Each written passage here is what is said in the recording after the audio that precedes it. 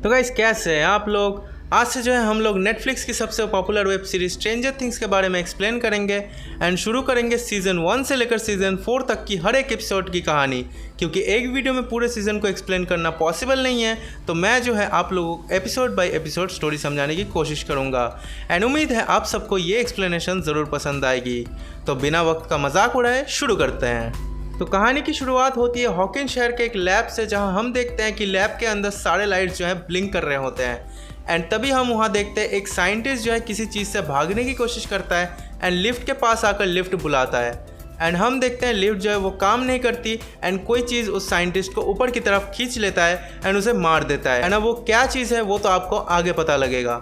Then scene shift होता है इस सीरीज़ के मेन कैरेक्टर्स के ऊपर, जो कि एक 4 बच्चों का ग्रुप है, जिनमें से इसका नाम है माइक, जिसके घर में अभी सब लोग इकट्ठा है। इसका नाम है डस्टिन, ये है लुकस और ये विल। तो चारों मिलकर यहाँ 10 घंटे से एक बोर्ड गेम को खेल रहे होते हैं जो कि उन्होंने खुद ही बनाया हुआ होता है एंड तभी वहाँ पे माइक की मॉम आकर कहती है कि टाइम बहुत हो चुका है एंड अब इस गेम को यही ख़त्म करो। एंड माइक कहता है कि सिर्फ 20 मिनट और खेलते हैं, लेकिन माइक की मॉम कहती है सुबह स्कूल है, तो ना चाहते हुए भी उन्हें ये गेम को बंद करना पड़ता है एंड सब जो है अपने घर जाने लगते हैं। लुकस जो है वहाँ से निकल जाता है। फिर डस्टिन और विल जो है एक साथ जा रहे थे एंड वहाँ डस्टिन विल को कहता है क्या तुम मेरे साथ रेस करोगे एंड जीतोगे तो कोई सा भी कॉमिक दूंगा।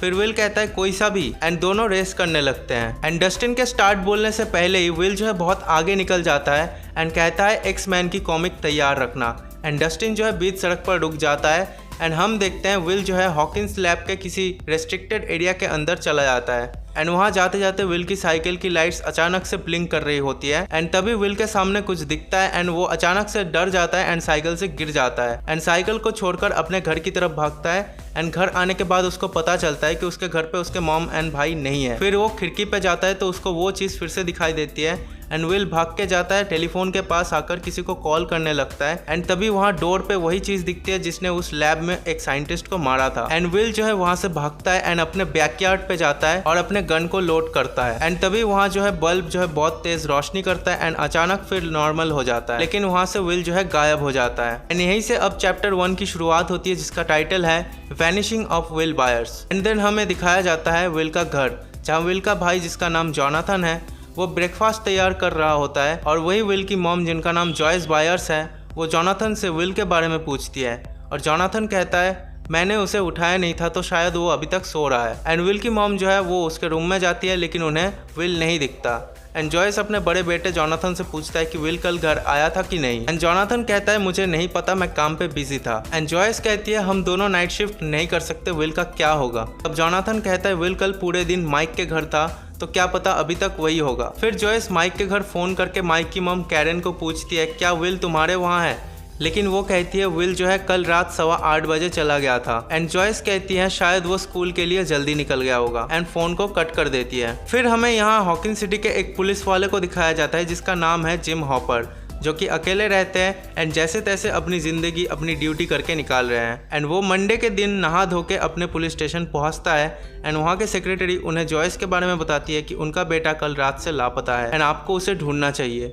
लेकिन हॉपर इस बात को सीरियस नहीं लेता एंड हॉपर अपने केबिन में जाकर देखता है जॉयस वहाँ बैठी हुई है एंड जॉयस कहती है कि मैं 1 घंटे से तुम्हारा इंतज़ार कर रही थी, लेकिन हॉपर कहता है कि अभी बढ़ती उम्र है तो दोस्तों के साथ कुछ प्लान किया होगा और कहीं चला गया होगा। लेकिन जॉयस कहती है कि मेरा बेटा ऐसा नहीं है, उसके 1-2 दोस्त हैं लेकिन बाकी लोग चिढ़ाते हैं, उसे बुली करते हैं, वो ऐसे ही कहीं चला नहीं जाएगा बिना बोलकर। फिर कहती है हॉपर उसे ढूंढो। उसके बाद हमें बाकी 3 बच्चे दिखाए जाते हैं जो अपने स्कूल में पहुंच चुके थे। तब माइक कहता है वो यहाँ भी नहीं है एंड लुकस कहता है कि उसके मॉम ने शायद सही कहा था, शायद वो स्कूल में जल्दी आ गया होगा एंड वहाँ से जाने लगते हैं। तभी वहाँ दूसरे क्लास के बच्चे आकर उन्हें बुली करने लगते हैं, लेकिन ये तीनों उनको इग्नोर करना ही सही समझते हैं और फिर वहाँ से चले जाने लगते हैं। और फिर यहाँ पे माइक की बड़ी बहन नैन्सी को देखते हैं उसकी बेस्ट फ्रेंड बारबरा के साथ में, जहाँ दोनों एक लड़के स्टीव के बारे में बात करते हैं एंड वहाँ नैन्सी को अपने लॉकर में एक पेपर मिलता है जिसमें लिखा था मीट बाथरूम, जो कि वही लड़के स्टीव ने लिखा था जिसके बारे में ये दोनों बात कर रहे होते हैं। एंड नैन्सी वॉशरूम में जाती है एंड स्टीव से मिलती है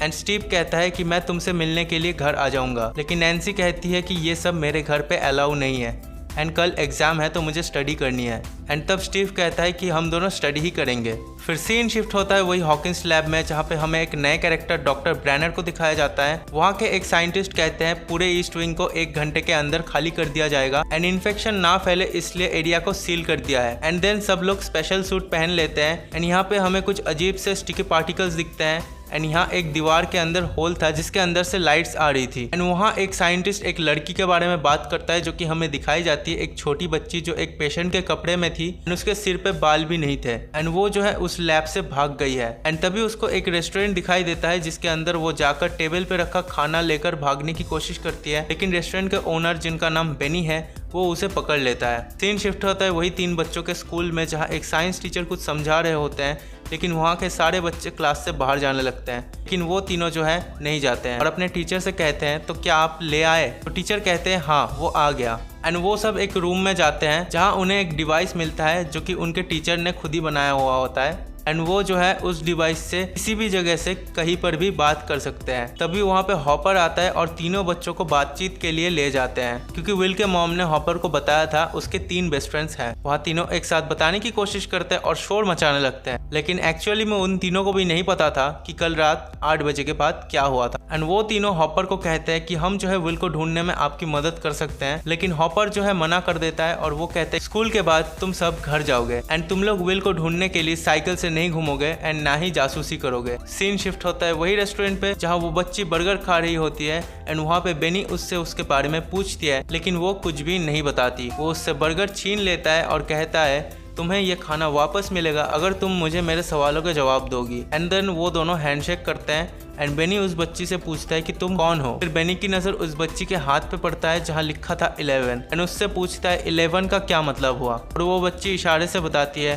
कि मैं 11 हूँ और फिर बेनी उसे बर्गर वापस दे देता है। फिर हम देखते हैं बेनी सोशल वर्कर्स को कॉल करके बताते हैं उस बच्ची के हालात के बारे में एंड उसे वहाँ से सही जगह ले जाने कहते हैं। अब यहाँ पर होता है इस सीरीज का सबसे इंटरेस्टिंग पार्ट। यहाँ एक फैन था जो कि बहुत ज़्यादा नॉइस कर रहा था, तो तभी वो बच्ची जिसका नाम 11 है उस फैन की तरफ देखकर उसको रोक देती है एंड हमें पता चलता है कि इसके पास पावर्स है। एंड उसके बाद हम देखते हैं कि हॉपर एंड उसके साथ 2 पुलिस वाले विल को जोर से चिल्लाकर पुकार रहे हैं वही सुनसान सड़क पर जहां से विल उस रात को गायब हुआ था। एंड तभी वहां पर हॉपर को विल की साइकिल पड़ी हुई मिलती है एंड वो सोचते हैं शायद विल का एक्सीडेंट हुआ था एंड वो लोग साइकिल को लेकर विल के घर पहुंचते हैं। वही लकड़ी से बने घर पे जाकर कुछ ढूंढने की कोशिश करता है, तो वहाँ दूसरा पुलिस वाला आ जाता है एंड वो दोनों बाहर आ जाते हैं एंड हॉपर कहता है लॉरेंस को कहकर एक सर्च पार्टी भेजो एंड साथ में एक टॉर्च भी लाने कहना। एंड सब लोग मिलकर रात को विल को ढूंढने निकलते हैं। वहाँ सीन शिफ्ट होता है माइक के घर जहां वो लूकस के साथ कम्युनिकेट करता है विल को ढूंढने के लिए। एंड फिर हम देखते हैं माइक जब बाहर जा रहा होता है तब स्टीव उसके घर के सामने होता है एंड माइक वहां से चला जाता है एंड स्टीव वहां दीवार से चढ़कर खिड़की से अंदर घुसता है। उसके बाद हम देखते हैं रेस्टोरेंट में 11 जो है आइसक्रीम खा रही थी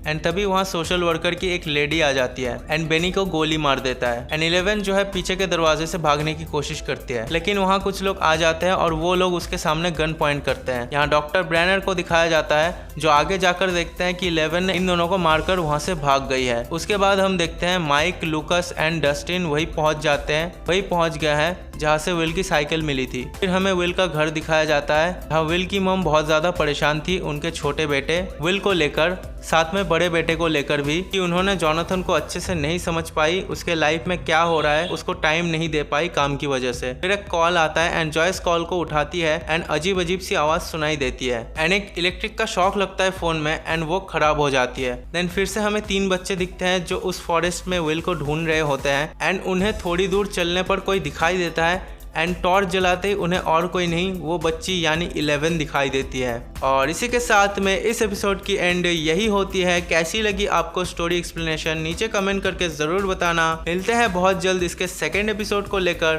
तब तक के लिए बाय।